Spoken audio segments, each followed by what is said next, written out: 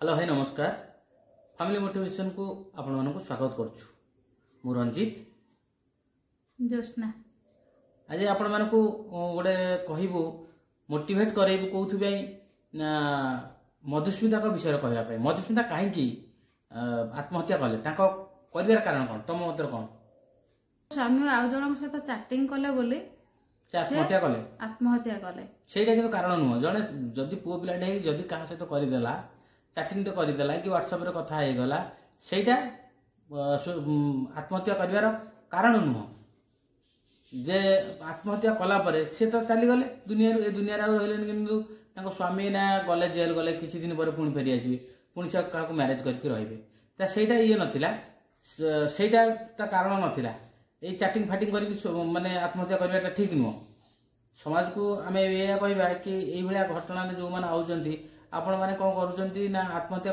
आत्महत्या करदे भावुं सल्यूसन होगा आपण समाधान होगा सेटा आज्ञा ठीक नुह मनीष माने आपण टेंशन नहीं लाइफ को स्ट्रगल करके उठिबार अच्छी कष्ट को सहार अच्छी किसी करार अच्छी समाज प्रति और निज फैमिली प्रति किसी करके देखार अच्छी जेहेतु आम जड़े जड़े भगवान संतान तेणु एमती आत्महत्या करवा आदौ ठीक नुह आमे मानुछु आपनकर स्वामी सहित डिस्टर्बेंस है से अलग झील सहित चैटिंग कले तार कौन समस्यार समाधान कौन आत्महत्या कि नहीं से समय से सब समस्या आत्महत्या नाला आटलिस्ट तुम जो अति संपर्क अति निबिड़ संपर्क तुम जब से कथा को सेयार कर कष्ट रोच बोली मु भावुची ताहले ता सॉल्यूशन हो पारि था आपण आत्महत्या भी करना से तो नहांती से आत्महत्या भी करना मुझे फैमिली को माँ को स्पेशली दायी करेबी कहीं झील एत बड़ गोटे स्टेप नेले कि माँ जानी पारे तुम मत कौन मैरेज रो 3-4 मास पर से जानिले कि से अलग झील सहित चैटिंग करछंती अलग झील सहित अफेयर रखुछंती 5 वर्ष तले लिव इन रे रहिले सेते बळे जानि पारले नाही आ गोटे चिंता हुए तो से झील मु ताको बापा मां को एटा कहबी से झील हुए तो माने प्रेम करूथबा निसारे से हुए तो किछ जानि पार नथिला 5 वर्ष भीतर बापा मां को सहित तो निश्चय से पिला मिसी थिबो बापा माँ भी कौन जानी पारे नहीं से पिला विषय नहीं आम जेहेतु मुझे कथा चुटिया कथा कहबी जेहेतु आम ओडिया संस्कृतिर लिव इन गोटे कौन जिनस भल पाइल मैरेज कर परिवार सहित पुणी लिव इन कौन है से वार्ड गोटे कौन लिव इन जो वार्डटा कहते हैं गोटे कौन लिव इन मतलब हूँ कि स्वामी स्त्री पर गोटे घर रहा यहाँ आज्ञा ओडिया संस्कृति भल नुह ये लिव इन मे बी अधिकांश लोक आपे आपे कौन कहते मृत्युवरण आपे मृत्युवरण और आत्महत्या कर आज्ञा गोटे खराब जिन ओडिया संस्कृति जमी चलुले गोटे यौथ परिवार जेते भी लिव इन रहउचंती केते जण सक्सेस हे 99% फेल्युअर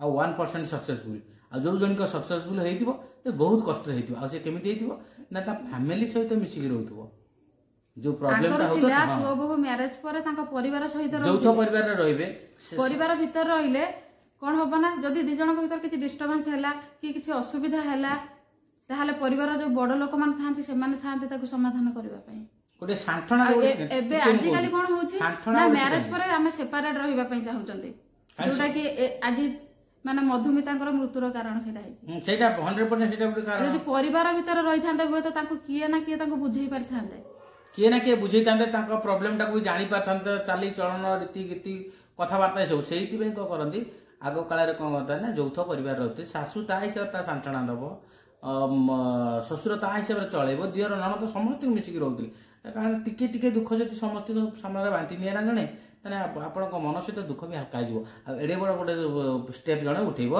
मुझे भावुची मधुमिता जड़े सांबादिक हो कि छोट छोट कथार भांगी पड़ा उचित नाला मे भी आउ तांका रीजन कोन थिबो एटा एमिति केते बाहागर होउची केते भांगुची केते डिवोर्स होउची केते छाडुचंती केते स्वामी को छाडी के आउ पर पुरुष सहित पळौचंती छोट छोट आइन अनुसार जाई थांदा आपण डिवोर्स होई थांदा जेहेतु शिक्षित हाई एजुकेटेड निजे एस्टैब्लिशमेंट निजे गोटे निजे छिडा आइजंती तला आपण अलग किसी करि पारथांते कि से न करी कि आत्महत्या कले ए चैनल माध्यम आपण मान कहबा जाउची जदी भी आपणकर प्रॉब्लम किछि क्रिएट होउची आउ एते बड़ स्टेप नेबा को चाहन आत्महत्या भली स्टेप गोटे नर्क भली स्टेप ना चाहतु ना आप निज संपर्क सहित से विषय आलोचना करी तार सॉल्यूशन टे बाहर करंतु आमे मानुचु आपन को स्वामी आपन को सहित चीटिंग कले किंतु आपन बापा मां कोन आपन सहित चीटिंग करचंदी ତମେ ଥର ବାପା ମାଙ୍କ କଥା ଭାବିଲ ନାହିଁ କି କାହା କଥା ଭାବିଲ ନାହିଁ କି ନିଜ ବିଷୟରେ ଆପଣ ସ୍ୱାମୀକୁ ଆପଣ 5 ବର୍ଷ ହେଲା ଜାଣିଛନ୍ତି। ମୋ କହିବା କଥା ଆପଣଙ୍କ ସ୍ୱାମୀକୁ ଆପଣ କେତେ ଦିନ ଜାଣିଛନ୍ତି? 5 ବର୍ଷ ହେଲା ଜାଣିଛନ୍ତି। କିନ୍ତୁ ଆପଣଙ୍କ ବାପା ମା ଜନ୍ମ ଦେଇଛନ୍ତି ଆଜି 30 ବର୍ଷ ହେଲା ଆପଣଙ୍କୁ ଜାଣିଛନ୍ତି। ଆପଣଙ୍କୁ ପାଳନ ପୋଷଣ ଲାଳନ ପାଳନ କରି କେତେ କଷ୍ଟ କ'ଣ ସହିଛନ୍ତି। ୟାଙ୍କ କଥା ଆଟଲିଷ୍ଟ ଟିକେ ଭାବିଲେନି। ଏଇଟା ହେଉଛି ବର୍ତ୍ତମାନ ଜେନେରେସନର ମାନେ କ'ଣ ଲାଗି ରହିଛି। ବର୍ତ୍ତମାନ ଜେନେରେସନରେ ଏଇସବୁ ଲାଗି ରହିଛି। ବାପା ମା 30 ବର୍ଷ ପୁଅକୁ କି ଝିଅକୁ ପୋଷିଥିବେ, 2 ବର୍ଷ 3 ବର୍ଷ ଲଭ୍ କରିବେ, ଲଭରଙ୍କ କଥାରେ ପଡ଼ିକି ଆତ୍ମହତ୍ୟା କରିବେ। ଏମିତି ଆଜ୍ଞା ଜମାରୁ କରନ୍ତୁନି। ଆତ୍ମହତ୍ୟା କୌଣସି ଜିନିଷର ସମାଧାନ ନୁହଁ। ଆତ୍ମହତ୍ୟା କୌଣସି ବି ସମସ୍ୟାର ସମାଧାନ ନୁହଁ। ତେଣୁକରି ଆତ୍ମହତ୍ୟା ଦୂରରୁ ତେଣୁକରି ମୋ ତରଫରୁ ଆପଣ ମାନଙ୍କୁ ଗୋଟିଏ ମେସେଜ କି ଆପଣଙ୍କ ଲାଇଫରେ ଯେତେ ବି ଦୁଃଖ କଷ୍ଟ ଆସୁ, ଯାହା ବି ସିଚୁଏସନ ଆସୁ, ତାକୁ ସାମ୍ନା କରିବା ଶିଖ। କାରଣ ମଣିଷ ଜନ୍ମ ଦୁଃଖ କଷ୍ଟ ବିପଦକୁ ସାମ୍ନା କରି ସାରିଲେ ଆପେ ଆପେ ଆପଣଙ୍କର ସମାଧାନ ହେଇଯିବ। ଆଉ କଷ୍ଟ ଦୁଃଖ ଯନ୍ତ୍ରଣା ଯାହା ଥିବ ଆସ୍ତେ ଆସ୍ତେ ଆପଣଙ୍କର କମିଯିବ। ଏଇଟା 100% ଆମେ କହୁଛୁ, ଆମ ପୂର୍ବପୁରୁଷ କହୁଛନ୍ତି, ଆଉ ଆମର ଯେ ନ୍ୟୁ ଜେନେରେସନ ଯିଏ ଆମ ପୁଅ ଆମର ଯେଉଁ ପିଢ଼ି ପରେ ପିଢ଼ି ଯେଉଁ ଅଛି ଏଇ କଥା ହିଁ କହିବେ। କାରଣ ଭଗବାନ ଆମକୁ ବହୁତ ସୁନ୍ଦର ଜୀବନଟିଏ ଦେଇଛନ୍ତି। ମଣିଷ ଜୀବନ ଖାଲି ସୁନ୍ଦର ନୁହଁ, ଭଗବାନ ହଉଛି ମଣିଷ ଜନ୍ମ ହଉଛି ଶ୍ରେଷ୍ଠ ଜନ୍ମ। ମଣିଷ ଜନ୍ମ ହଉଛି ଶ୍ରେଷ୍ଠ ଜନ୍ମ, ସବୁ ଜୀବ ଠାରୁ ଶ୍ରେଷ୍ଠ। ଯଦି ଆମେମାନେ ଏଇଭଳିଆ କରିବା ତାହେଲେ ଅନ୍ୟମାନେ କ'ଣ କରିବେ? ତାହେଲେ ମଧୁମିତା ଜଣେ ଶିକ୍ଷିତ ପରିବାରରୁ ବିଲଙ୍ଗ କରନ୍ତି, ଆଉ ନିଜେ ବି ଶିକ୍ଷିତ, ଆଉ ସେ କ'ଣ କରନ୍ତି ନା ନିଜ ରୋଜଗାର ବି କରନ୍ତି। ତାଙ୍କର ସ୍ୱାମୀର ବି ଆବଶ୍ୟକ ପ୍ରାୟ ନହେଲେ ଚଳିବ, ବିନା ସ୍ୱାମୀରେ ବି ସେ ଚଳିପାରିବେ ଲାଇଫ୍ ଟାଇମ୍। କିନ୍ତୁ ଛୋଟିଆ କଥାଟେ ପାଇଁ, ଏଇଟା ଗୋଟେ ଛୋଟିଆ କଥା, ବେଶୀ ବଡ଼ କଥା ନୁହଁ, ଗୋଟେ ଚାଟିଂ ଫାଟିଂ ହେଲା ସେଥିରେ ଆତ୍ମହତ୍ୟା କଲେ, ଏଇଟା ଗୋଟେ ଛୋଟିଆ କଥା। ଆଜ୍ଞା ଏଇଭଳିଆ କାମ କରନ୍ତୁ ନାହିଁ। ଯଦି ଆମେ ଗୋଟିଏ ଜୀବନ ଦେଇପାରୁନାହାନ୍ତି ତାହେଲେ ଆମେ ଗୋଟେ ଜୀବନ ନେବାର କୌଣସି ବି ଆମର ଅଧିକାର ନାହିଁ। ନାଇଁ, ନିଜ ଜୀବନକୁ ନିଜେ ନେବାର ବି କୌଣସି ଅଧିକାର ନାହିଁ। କାରଣ ନିଜ ଜୀବନ ନିଜେ ତିଆରି କରୁନାହାନ୍ତି, ଏଇଟା ବାପା ମା ହିଁ କରିଛନ୍ତି।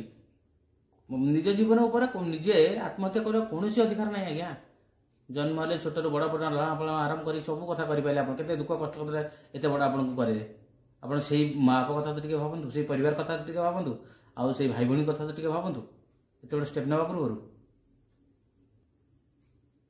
ତେଣୁ ମୋର ସମସ୍ତ ବନ୍ଧୁମାନଙ୍କୁ ଗୋଟିଏ ଅନୁରୋଧ କି ଆମ ଜୀବନରେ ଯେତେ ବି ସିଚୁଏସନ ଆସୁ ତାକୁ ସାମ୍ନା କରିବା ଶିଖ। ଆତ୍ମହତ୍ୟା କୌଣସି ସମସ୍ୟାର ସମାଧାନ ନୁହଁ। କଷ୍ଟ ଦୁଃଖ ତ ମଣିଷ ଜୀବନ ମାନେ କଷ୍ଟ ଦୁଃଖ ଯନ୍ତ୍ରଣା ଏସବୁ ତ ଆସିବ, କାରଣ ଭଗବାନ ସେମିତି ଆମମାନଙ୍କୁ ତିଆରି କରିଛନ୍ତି। ବିନା ଯନ୍ତ୍ରଣା ଦୁଃଖ କଷ୍ଟରେ ଏମିତି ଦୁନିଆରେ କେହି ନାହିଁ ଯେ ଏସବୁ ଭୋଗି ନାହିଁ। ଏଇଟା ଭଗବାନ ଦେଇଛନ୍ତି, ନହେଲେ ଭଗବାନଙ୍କୁ ଆପଣମାନେ ଡାକିବେ କେମିତି ନା ମୁଁ କାହିଁ ଡାକିବି ନା କିଏ କାହିଁ ଡାକିବ। ଏଇସବୁ ରହିବ ହିଁ ରହିବ। ଆପଣଙ୍କ ପାଖରେ ପଇସା ଥାଉ, ଆପଣ ଭଲ ସ୍ୱାମୀଟେ ପାଆନ୍ତୁ, ଭଲ ଫ୍ୟାମିଲିଟେ ପାଆନ୍ତୁ, କିନ୍ତୁ ଆଜ୍ଞା ଦୁଃଖ କଷ୍ଟ ଯନ୍ତ୍ରଣା ତ ଏସବୁ ରହିବ। ଆଉ ୟାକୁ ଖାତିର ନ କରି ସାମ୍ନା କରି ତାର ସମାଧାନ କରିବା ହେଉଛି ମଣିଷତ୍ୱ। ମଧୁମିତା ଜଣେ ଶିକ୍ଷିତ, ସେ ଜଣେ ସାମ୍ବାଦିକ, ଏତେ ଛୋଟ ଛୋଟ କଥାରେ ଭାଙ୍ଗି ପଡିବା ଉଚିତ ନଥିଲା। କାହା ଘରେ ଝଗଡା ହଉନାହିଁ, କାହା ଘରେ କଳି ହଉନାହିଁ, ସମସ୍ତଙ୍କ ଘରେ କଳି। ଆଉ ମୋ ମତରେ ବିନା ଝଗଡା କଲେ ତ ଦୁନିଆ ଆଜ୍ଞା ଚାଲେ ନାହିଁ। ଆଉ ସେ କଳି ଝଗଡା ରାଗ ରୋଷରେ ଯୋଉ ମଜା ଥାଏ ପ୍ରାୟ ଆଉ କୋଉଥିରେ ନଥାଏ। କାରଣ ସମ୍ପର୍କ ଭିତରେ ଏସବୁ ହବ ହିଁ ହବ। କାରଣ ଯୋଉ କହନ୍ତି ମେଞ୍ଚେ ତାଟିଆ କଂସା ଥିଲେ ବାଜିବ ହିଁ ବାଜିବ, ସେଭଳି ବାଜିବା ବି ନିହାତି ଦରକାର, ତାର ସମାଧାନ ବି କରିବା ନିହାତି ଦରକାର। ଆଉ ଯେତେ ଦୂର ସମ୍ଭବ ଆପଣଙ୍କୁ ଯାହାକୁ ଅତି ଭଲ ପାଆନ୍ତୁ, ଆପଣ ଦୁଃଖ କଷ୍ଟ ଯନ୍ତ୍ରଣା ତା ଦ୍ୱାରା ସେୟାର କରିକି ତାର ସମାଧାନର ବାଟଟିଏ ଖୋଲନ୍ତୁ। ଆଉ ଆତ୍ମହତ୍ୟା ପରି ଷ୍ଟେପ୍ ନିଅନ୍ତୁ ନାହିଁ। ଆପଣ ଭଲ ପାଇଲେ ମ୍ୟାରେଜିଂ କରନ୍ତୁ, ସୁଖ ଶାନ୍ତିରେ ରୁହନ୍ତୁ, ଆଉ ପରିବାର ସହିତ ରୁହନ୍ତୁ। ଆପଣ ଯଦି ଭାବୁଛନ୍ତି କଷ୍ଟ ହେବ, ଦୁଃଖ ଆସିବ, ମୁଁ ଯିବି ସ୍ୱାମୀ ସହିତ ରହିବି, ଏଇଭଳିଆ କଥା ହିଁ ଡିଷ୍ଟର୍ବାନ୍ସ ହେଉଛି। ହୁଏତ ପୁଅଟି ପାଇଁ ଡିଷ୍ଟର୍ବାନ୍ସ ହେଉଛି କି ଝିଅଟି ପାଇଁ ଡିଷ୍ଟର୍ବାନ୍ସ, କେହି ନା କେହି ଡିଷ୍ଟର୍ବାନ୍ସରେ ପଡ଼ୁଛୁ। ଏସବୁ ଦୂରରେ ଆଜ୍ଞା ରୁହନ୍ତୁ। ଫ୍ୟାମିଲି ସହିତ ସବୁବେଳେ ଚେଷ୍ଟା କରନ୍ତୁ ରହିବା ପାଇଁ ଯେତେ ଦୂର ସମ୍ଭବ। ଆଜି ଦୂର ଚାକିରି କରିଛି କ'ଣ କରିବା ଆଜ୍ଞା, ସେଟା ତ ଅଲଗା କଥା। ତଥାପି ଆପଣଙ୍କ ଦ୍ୱାରା ଯେତିକି ସମ୍ଭବ ଫ୍ୟାମିଲି ସହିତ ରହିକି ଆପଣ ସମୟ ସ୍ପେଣ୍ଡ କରନ୍ତୁ ଫ୍ୟାମିଲି ସହିତ, ତାହେଲେ ଆପଣ ଭଲ ଜୀବନଟେ ପାଇବେ, ଆଉ ଭଲ ଲାଇଫଟେ ମଧ୍ୟ ପାଇବେ। ଆଉ ସମସ୍ତ ଝିଅ ମାନଙ୍କୁ ମୋର ଗୋଟେ ଅନୁରୋଧ କି ଯଦି ବି ଆପଣଙ୍କୁ କିଏ ଲଭ୍ କରୁଛି ତାହେଲେ ତାଙ୍କ ସହିତ ଲିଭ୍ ଇନ୍ ରେ ରହିବାକୁ କେବେ ବି ରାଜି ହୁଅନ୍ତୁ ନାହିଁ। ଯଦି ସେ ଆପଣଙ୍କୁ ଭଲ ପାଉଛି ତାହେଲେ ତୁମେ କୁହ କି ତାଙ୍କ ପରିବାରକୁ ବୁଝାନ୍ତୁ ତୁମକୁ ମ୍ୟାରେଜ କରନ୍ତୁ। ତାହେଲେ ସେମିତି କଲେ ପରିବାରଙ୍କୁ ନେଇ ତମ ପରିବାର ସହିତ ମିଶିବେ, ଦୁଇଟି ପରିବାର ଏକାଠି ହୋଇ ଯଦି ମ୍ୟାରେଜ ହୋଇଥିବ ତାହେଲେ ଯେମିତି ହେଲେ ବି ତମ ଦିନଟା ଦୁଇଟି ପରିବାର ମିଶିକି ଯଦି ମ୍ୟାରେଜ ହେଇଥିବ ଯେତେ କଷ୍ଟ ଦୁଃଖ ଆସିଲେ ବି ତାର ସମାଧାନ ହେଇଯିବ 100%। ଦେଖନ୍ତୁ ଯେତେ ଡିଷ୍ଟର୍ବାନ୍ସ ହେଲେ ବି ସ୍ୱାମୀ ସ୍ତ୍ରୀ ଭିତରେ ତାର ସମାଧାନ ହବ। ଆଉ ସ୍ୱାମୀ ସ୍ତ୍ରୀ ଭିତରେ ଯୋଉଠି ଡିଷ୍ଟର୍ବାନ୍ସ ସେଥିରେ ମଜା ନାହିଁ, ଡିଷ୍ଟର୍ବାନ୍ସ ହିଁ ରହିବା ଦରକାର, ତାର ସଲ୍ୟୁସନ ବି ହେବା ଆବଶ୍ୟକ। ଝଗଡ଼ା ଝାନ୍ତି ଭିତରେ ବି ଭଲ ପରିବାରଟେ ରହିବା ଆବଶ୍ୟକ। ଆଜି ପାଇଁ ଭିଡ଼ିଓଟି ଏତିକି। जदि भिडियोटी आपको भल लगे लाइक करेंगे शेयर करेंगे कमेंट करेंगे रोचे आज्ञा।